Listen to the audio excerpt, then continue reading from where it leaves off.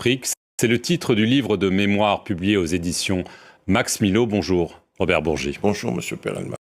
Alors, c'est un ouvrage d'entretien écrit avec le journaliste Frédéric Lejal, avec plein de documents, d'archives. On va de la RDC au Sénégal, au Congo, au Gabon. Mais c'est surtout un récit par le menu, il faut dire, du financement par plusieurs présidents du continent, du parti gaulliste et avant tout de Jacques Chirac. Un Jacques Chirac qui, suite à son échec présidentiel en 1981, vous contacte et vous dit qu'il est temps d'amorcer la pompe financière. Est-ce que vous pouvez nous raconter ce qui s'est passé? J'étais conseiller politique du ministre. J'accompagnais Aurillac, disons à Libreville ou à Ouaga et autres. J'avais une audience à moi, privée, avec le chef d'État que Michel Aurillac, le ministre, venait de quitter.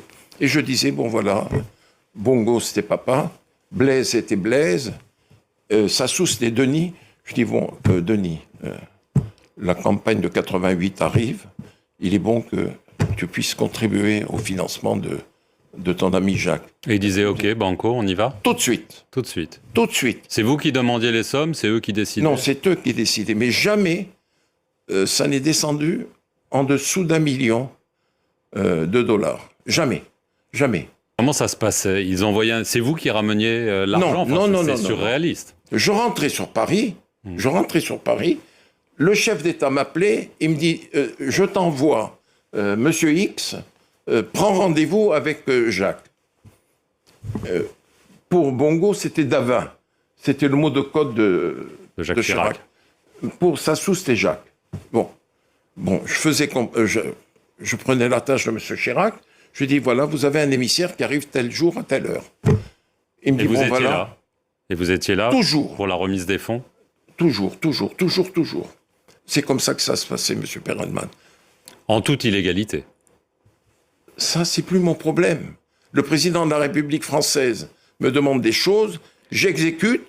Le président des États africains envoie son émissaire. Moi, je ne suis en rien là-dedans. Vous ne vous êtes jamais servi au passage? Jamais. C'est mal me connaître. En 1995, parce qu'il faut qu'on avance, vous dites aussi là qu'il y avait des contributions. Bongo, Sassou, Compaoré, le maréchal Mobutu. C'est le même mécanisme. Ensuite, exactement le même. Vous dites qu'en 95, pour la campagne, c'était au moins 10 millions de dollars. Absolument. Alors, en 2002, on revient, parmi les nouveaux donateurs, si j'ose dire, de ce système quand même étonnant, Abdoulaye Wade, le président,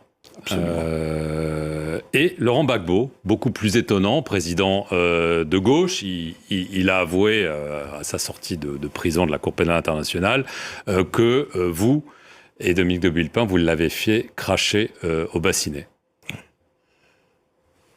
Comment ça s'est passé? Laurent Gbagbo voulait s'attirer les bonnes grâces de la France. Je lui ai dit, tu sais, Laurent, je vais être franc avec toi. Il va falloir que tu puisses contribuer, faire un geste pour M. Chirac. Et j'organise un déjeuner au restaurant La Pérouse. Il y avait Gbagbo dans un salon du restaurant La Pérouse, Gbagbo, Villepin et moi-même. Et là, je dis à Dominique de Villepin, je lui dis, Dominique, comme vous me l'avez demandé, je vais demander à Gbagbo devant vous d'aider le président de la République. Et j'ai demandé à Laurent, voilà ce que je t'ai laissé entendre, je vais le dire devant le Dominique de Villepin, il va falloir que tu puisses aider à l'élection présidentielle de 2002. Et Laurent de dire, je suis de la famille socialiste, je suis un ami de M. Jospin, mais Dominique, j'aiderai à hauteur de 3 millions de dollars M. Chirac. Ce qu'il a fait? Ce qu'il a fait. Est-ce que vous considérez qu'il a été trahi par Jacques Chirac, par Dominique de Villepin, par la France plus largement? Monsieur Perelman, vous m'offrez l'opportunité de laver ma conscience.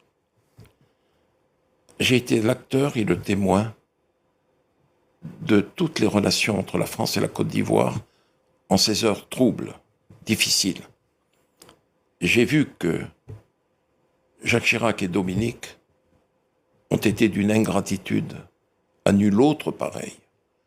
Et quand, comment vous dire, Laurent est tombé, qu'il a été conduit à La Haye, j'en ai beaucoup souffert. Personnellement et dans ma famille, j'en ai souffert terriblement. Vous vous sentiez coupable? Comment vous dire? Oui. Complice. D'une trahison? D'une trahison. Mais j'étais contre cela. Les derniers moments de la présidence de Gbagbo, je les ai vécus avec Nicolas Sarkozy. Et là, les choses se sont compliquées. Les élections sont là. Et Laurent avait gagné les élections.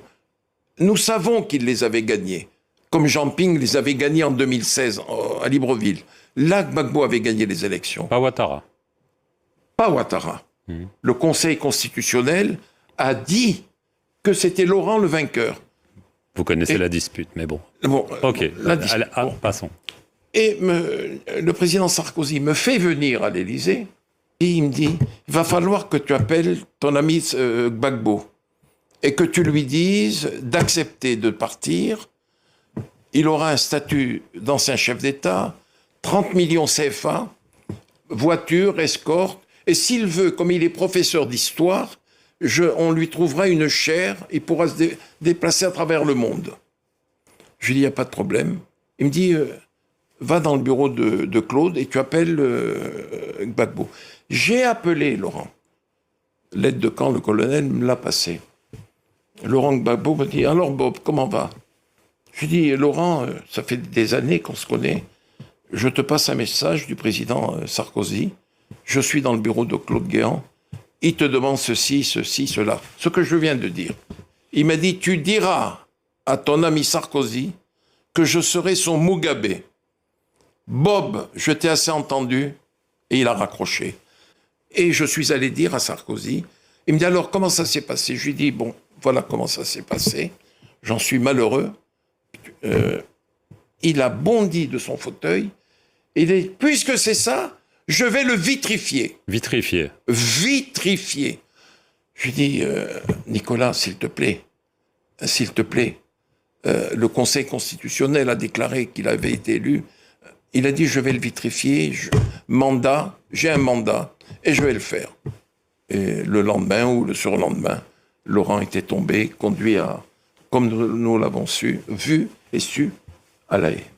Au milieu des années 2000, il y a le scandale Elf. Dominique de Villepin vous demande de vous éloigner de tout ça parce que Absolument. Vous sentez le soufre ou vous êtes un pestiféré. Vous rejoignez Nicolas Sarkozy, dont on vient de parler, et vous maintenez que lui vous a tout de suite dit « Moi, ces financements occultes africains, je n'en veux pas. » Alors, est-ce que c'est juste ce qu'il dit et ce que vous dites ? Parce qu'il vous a remis la Légion d'honneur, il vous a envoyé ensuite au Gabon. On a quand même l'impression que vous avez été à son service pour faire la même chose que vous faisiez jusque-là. Il n'y a pas vraiment de raison que ça s'arrête, non? Un jour, le président Bongo, qui pouvait se le permettre, il lui a dit « Mais Nicolas, Jacques, il demandait toujours de l'argent. » Il lui dit « Omar, j'ai dit à Robert, qui vous a passé le message, pas un sou. » Ça se passait dans le bureau du président de la République. Après l'audience officielle, j'attendais dans le bureau de Guéant, je suis rentré dans le bureau du président. Nous étions 4, Guéant, votre serviteur, le président Bongo, le président Sarkozy, et il lui a répété ça, je ne veux pas un sou. Mais Bongo a eu quand même cette gentillesse vis-à-vis de Jacques Chirac. Il a dit, mais Jacques était demandeur toujours, mais toi tu ne veux rien. Il lui a dit non, je ne veux pas un sou. Vous dites dans le livre quand même que Ali Bongo, donc qui avait succédé à Omar Bongo, vous payez $1 million par an. Par an. Entre 2009 et 2013. $1 million par an, Robert Bourgi, dans un pays où les routes, les hôpitaux, les écoles manquent. Vous n'avez pas mauvaise conscience quand même? Parce que ça, c'est juste le Gabon. Le reste, vous avez quand même gagné très bien votre vie. Vous dites que c'est du lobbying, mais vous comprenez que ces chiffres puissent choquer. Monsieur Perelman, je suis là pour parler de mes mémoires. Je ne suis pas devant un juge d'instruction. S'il vous plaît. Mais vous le dites dans vos mémoires. Je le dis. Vous comprenez que ça puisse choquer. C'est dans ma nature, monsieur Perelman, de ne pas mentir. Je dis les choses telles qu'elles sont. Je n'étais pas obligé de dire que je gagnais $1 million. Mais je le dis. Je le dis. Vous comprenez que ça puisse choquer. Oui, ça peut choquer. Mais c'est la vérité. Mais le million de dollars, monsieur Perelman, était versé sur mon compte professionnel. Ça n'échappait pas à l'impôt. En conclusion, est-ce que c'est une façon de laver votre conscience, ces mémoires? Est-ce que vous avez des regrets de ce que vous avez fait, ou vous considérez que c'était une mission noble, même si évidemment toute cette histoire de financement n'était pas officielle, n'était pas déclarée et n'était sans doute pas légale? Si je vous dis, monsieur Perelman, que quelquefois ça me choquait, Et un jour, je m'en suis ouvert à Dominique De Villepin. Nous partagions, tant à l'Élysée qu'ailleurs, le whisky traditionnel, le malt, qu'il m'offrait. Et je lui dis, Dominique, je trouve quand même que c'est un peu trop. Il faudrait arrêter. Il me dit, vous savez, le président est toujours demandeur. Je lui dis, mais c'est un peu trop. Il n'en a pas besoin.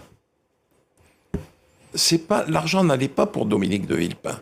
Dominique de Villepin recevait l'argent, mais qui partait dans la direction de M. Chirac après.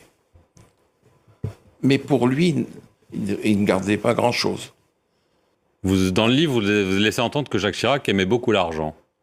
Ça laisse sous-entendre qu'il y en a peut-être qui n'est pas allé pour les campagnes. Je me suis posé la question. Les chefs d'État, tous, m'ont dit, mais Robert, que fait-il de tout cet argent? Je lui dis, je ne sais pas. C'est la question que je me pose moi aussi, que vous vous posez, je ne sais pas. Robert Bourgier, merci beaucoup d'être venu sur le plateau de France 24 et merci à vous d'avoir regardé cette émission sur nos antennes. Je vous remercie, monsieur Perelman.